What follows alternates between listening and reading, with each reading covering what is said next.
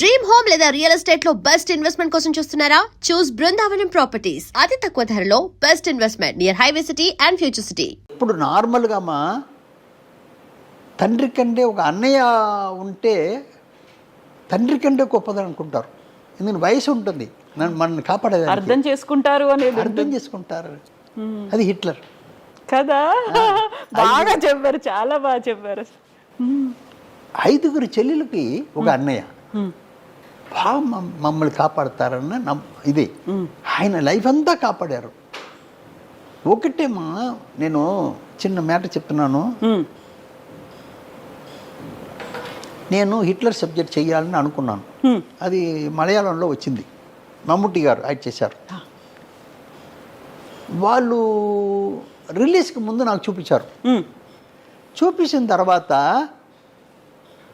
వాళ్ళకి ఏదో కొంచెం ఎజిటేషన్లో ఉన్నారు. ఇది ఏంటి, ఏం చేస్తుందో ఏంటో నమ్మకం లేకుండా. సిద్దికిలాల్ డైరెక్టర్, నేను కొంచెం సర్వీస్ మనిషి కదా, నేను చూస్తున్నాను. బయటకు వచ్చిన తర్వాత ఈయన ఏం చెప్తాడో ఒక చిన్న, నేను సిద్దికిలాల్ దగ్గర పోయి కొట్టి, ఏయ్ మలయాళంలో ఆడుతుంది ఈ పిక్చర్, నేను తెలుగు తీసుకుంటాను. ఇంకా రిలీజ్ కాకముందు మీరు నమ్మారు. మలయాళం ఆడుతుంది, నేను తెలుగు తీసుకుంటాను, ఇంత అమౌంట్ పిక్చర్, నా పిక్చర్ ఆడితే మీకు ఎక్స్ట్రా డబ్బు ఇస్తాను అని చెప్పేసి వచ్చాను. మరో రోజు పిలిచారు. చాలామంది తెలుగు వాళ్ళు చూశారు, వాళ్ళు అంతా అప్సెట్ అయిపోయారు. ఇది ఒక పిక్చర్ అని కూడా అడిగిన వాళ్ళు ఉన్నారు. సరే అన్నీ అయిపోయింది. చిన్న పాయింట్ చెప్తున్నాను, ఇదన్నీ మనం కాదు, మనం మాట్లాడుకున్నది మన కోసం కాదు కదా. అవును కదా, మనం ఇది చూసే వాళ్ళకి మంచిది జరగాలని మాట్లాడుతున్నది. తప్పకుండా. అవును సార్, అందువల్ల చెప్తున్నానమ్మా. ఇప్పుడు నేను పిక్చర్ తీసుకున్నానమ్మా, తీసుకుని మరీ హ్యాపీగా చాలా మంచి మ్యాటర్ తీసుకున్నాం అని నా 10 మంది ఇప్పుడు ఎంఎం థియేటర్ని ఇక్కడ వెనక ఉంది, మా మెయిన్ రోడ్లో ఉంది. ఇళయరాజా గారు తీసుకున్నారు, అది ఇళయరాజా మనిషి తీసుకున్నారు. నేను 40 సంవత్సరం నా ఆఫీస్ అది, అదే ఆఫీస్. అవునమ్మా, 80 నుంచి 2000 దాకా, 2020 దాకా. ఇప్పుడు నేను నాతో పాటు 10 మంది కూర్చొని మాట్లాడుతున్నాం, డిస్కషన్కి కూర్చున్నాం. నా దగ్గర పనిచేసిన వాళ్ళంతా పనిచేసే వాళ్ళు ఇప్పుడు కూడా ఉన్నారు. వాళ్ళు 40 సంవత్సరం 35 సంవత్సరం ఇలా పనిచేసేవాళ్ళు. లాంగ్ జర్నీ మీతో. అవును. ఇప్పుడు మాకు అందరికీ టీ బిస్కెట్స్లు పెడుతున్నాడు బాయ్, మా ఆఫీస్ బాయ్. పెడుతూ నా దగ్గర పెట్టేటప్పుడు పక్కన వచ్చి, ఈ తెలుగులో ఇది ఆడదండి,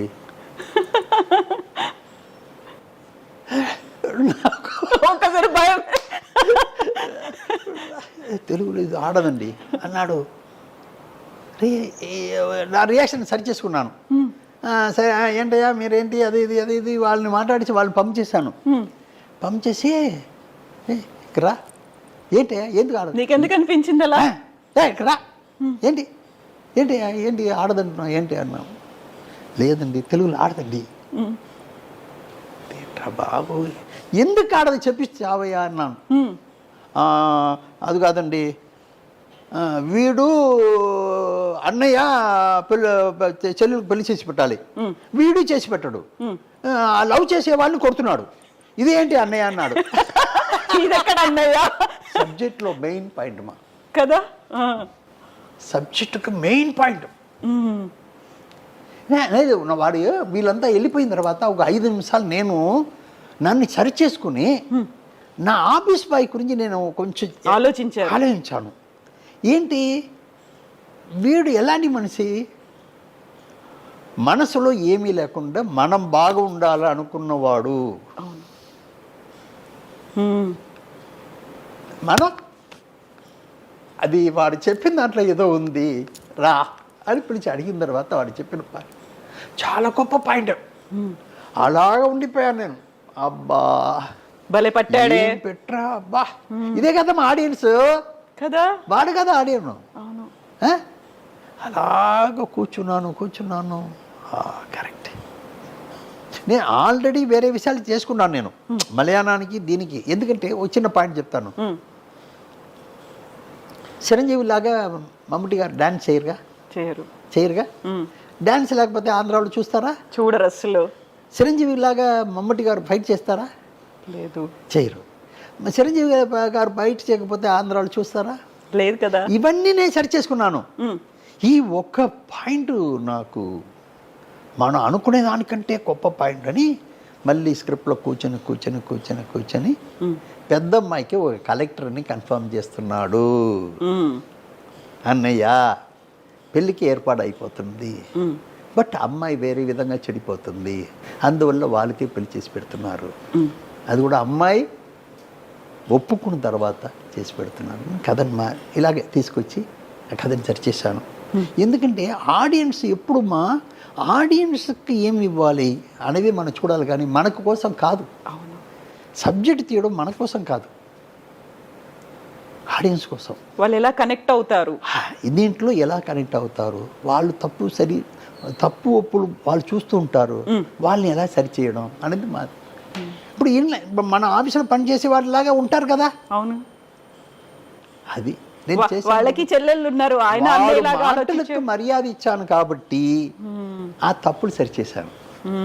ఇది కావాలి మనకి, మెయిన్గా కావాలి ఇది.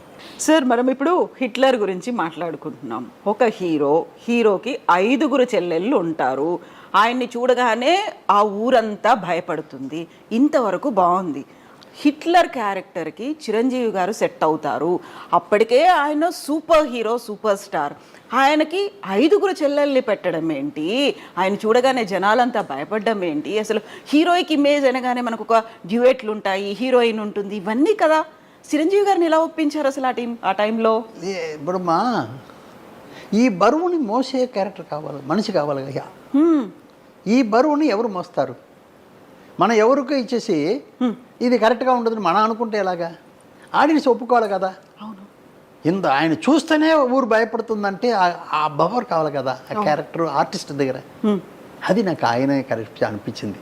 ఇలాగ మామగారులో రొటీన్గా చేసే మామగారు, అన్నయ్య గారు, తాతగారు ఇలా చేసే వాళ్ళు చెయ్యకూడదు.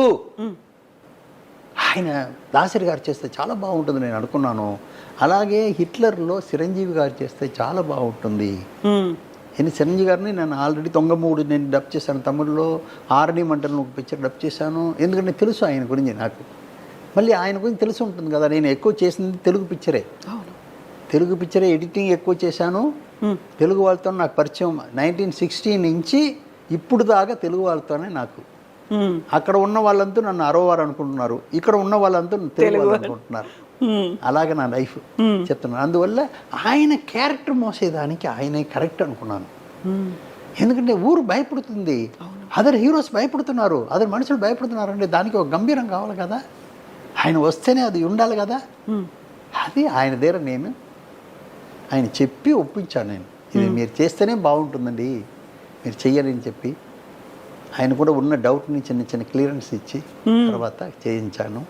ఆయన బ్రహ్మాండంగా చేశారు. అది ఎలాగ ఆడిందని మనం చెప్పవలసిన పని లేదు, అది మీకే తెలుస్తుంది.